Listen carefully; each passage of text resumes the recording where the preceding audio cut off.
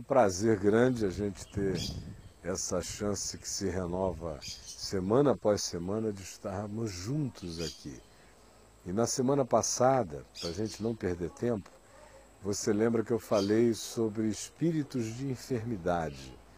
Eu terminei dizendo que no dia de hoje eu estaria falando sobre casas mal assombradas e pessoas mal assombradas.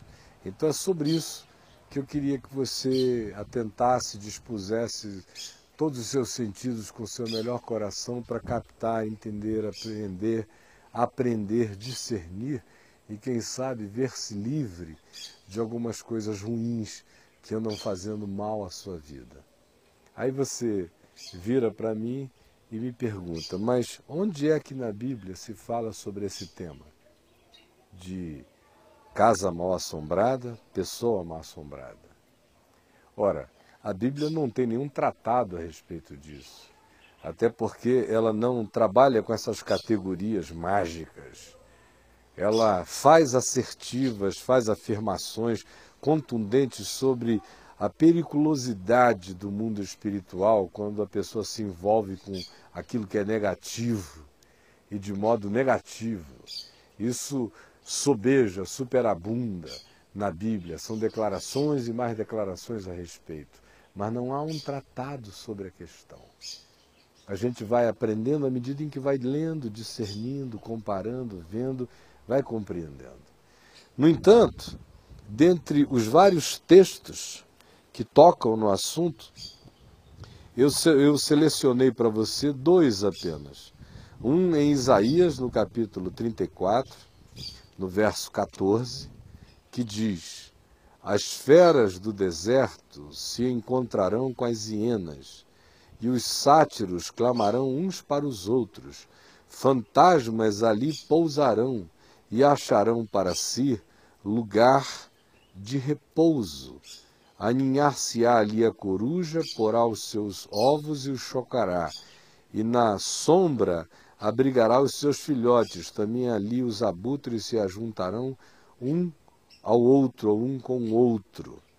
Buscai no livro do Senhor e lede, nenhuma destas criaturas falhará, nem uma nem outra faltará, porque a boca do Senhor o ordenou, e o Espírito de Deus mesmo as ajuntará. É um texto forte do profeta Isaías, descrevendo a perversidade das nações que matavam, que se alimentavam de ódio, que praticavam chacinas, que tinham como ideologia o domínio, a conquista, a opressão, o saque, o despojamento de outros povos, o abuso contra a vida dos outros, entrando nas casas, estuprando as mulheres, fazendo mal, conquistando à força, torturando, fazendo com que pessoas e crianças fossem vitimadas e tornadas órfãs, acumulando gemidos, angústias, grunhidos em lugares, casas, aldeias, geografias, cidades.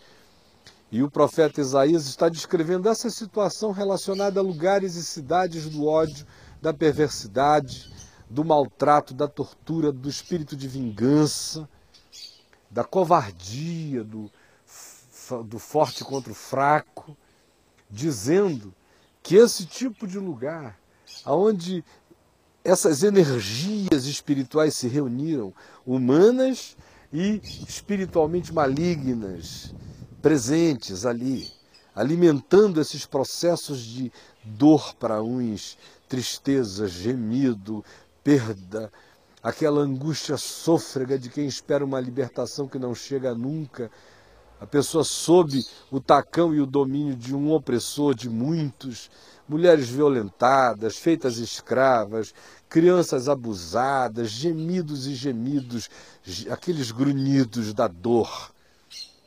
E o profeta Isaías diz: o Senhor vai trazer juízo sobre esses lugares e eles virarão lugares arruinados. E diz que quem vai gostar deles não são os humanos não vão conseguir ter paz nesses lugares. Quem vai conseguir viver bem lá é a hiena com os seus uivos, os chacais, as corujas, as serpentes, mas os humanos não, porque esse lugar vai ser habitado por fantasmas, diz aqui no verso 14 do capítulo 34 do profeta Isaías. Fantasmas. Aí a gente pega,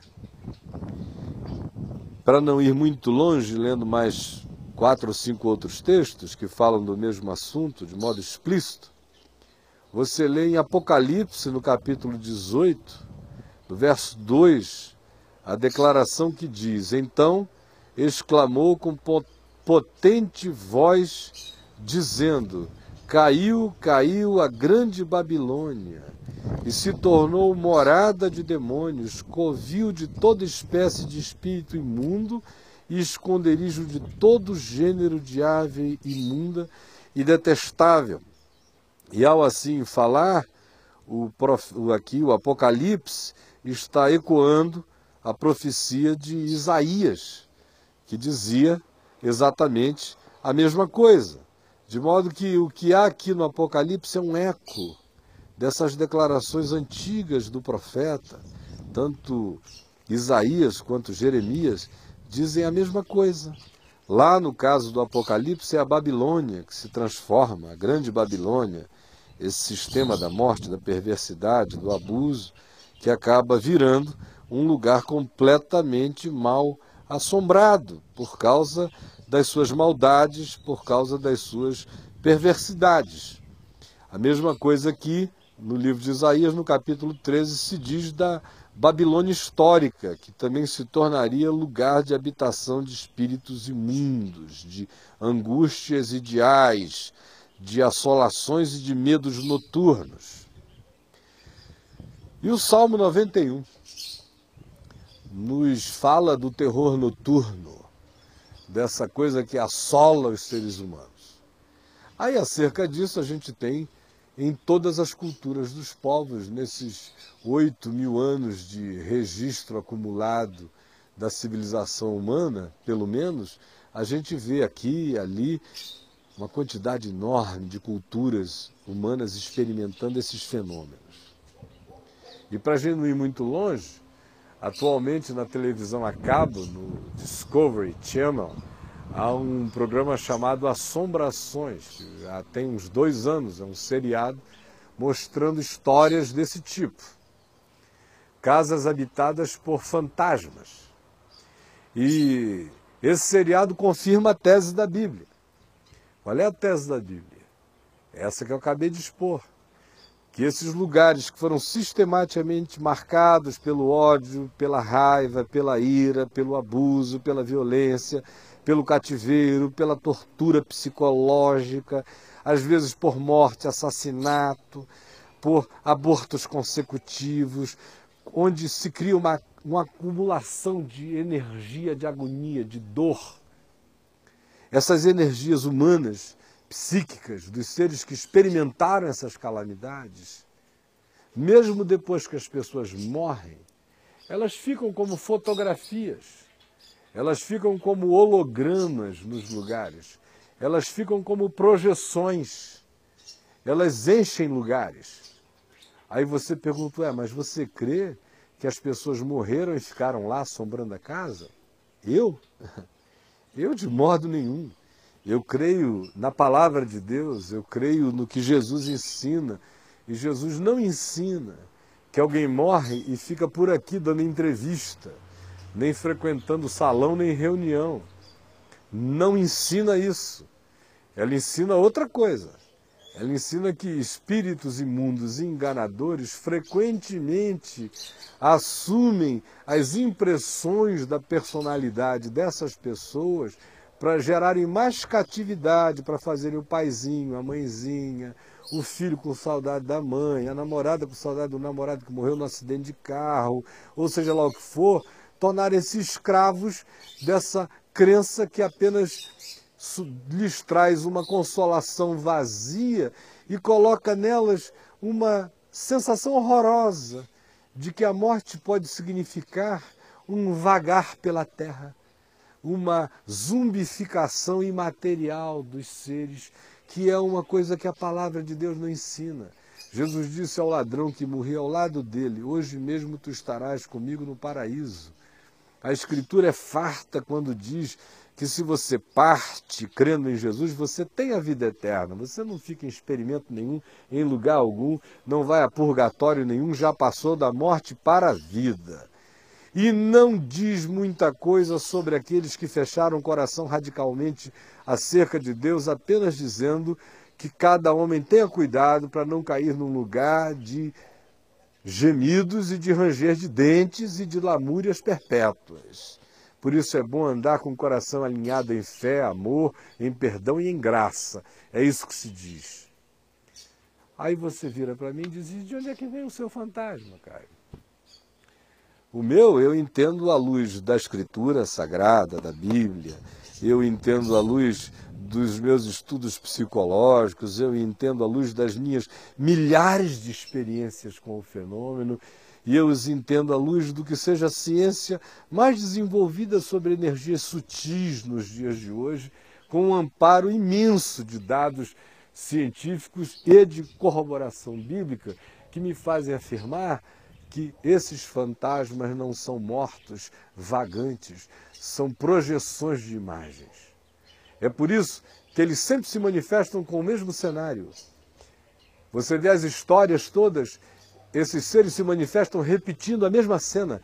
É o mesmo grito de socorro, é o mesmo pânico, ou é a mesma gargalhada apavorada, é a fita rodando da energia psíquica gravada no ambiente e que só vai ser discernida quando chega na residência uma pessoa espiritualmente sensível, que começa a ver, a se assombrar, a se assustar, a ouvir, a ficar apavorada. É aí que começa o circo do diabo em volta das pessoas. Mas casa mal assombrada existe. E não só existe casa mal assombrada pelas acumulações do ódio, de gerações, especialmente casas que experimentaram gerações e gerações de ódio, tataravô perverso, bisavô perverso, avô perverso, mulheres maltratadas, crianças abusadas, aquela coisa vai ficando, vai ficando, vai ficando.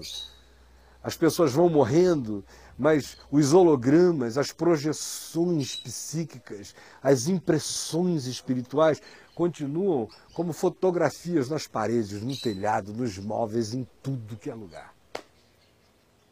Não só isso existe, como Isaías diz, aquele lugar vai se transformar, vai virar um lugar habitado por fantasmas. E essa é a descrição de um fantasma. Fantasma é uma projeção.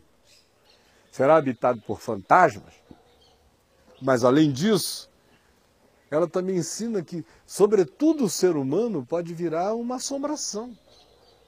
Tem gente que aonde chega assombra tudo. Aí já não tem mais nada a ver com a casa onde a pessoa mora, tem a ver com a pessoa. Tem gente que só pensa o que é ruim, tem gente que fica tramando o mal o tempo todo, tem gente que vai virando diabinho e não sente, diabinhas. Bonitinhas, bonitinhos, mas diabinhos perversos, negativos, caprichosos, odientos, maldosos, perversinhos, você entendeu? O indivíduo vai, aquilo vai crescendo dentro dele, ele infelicita a mulher, ou é a mulher que infelicita o marido. Aí cria um monte de filhinhos endiabradinhos, coitadinhos, aquilo vai virando um caldo, uma atitude, um olhar, uma percepção, uma troca, vai virando palavra, as energias são carregadas, é gritaria, é raiva, é ódio, alguém vai ficando pilhado daquelas energias todas, vai abrindo espaço para forças espirituais que vão entrando, vão tomando conta da mente, das emoções. Daqui a pouco o indivíduo não sente e ele é um irradiador. Ele é um propagador dessas coisas.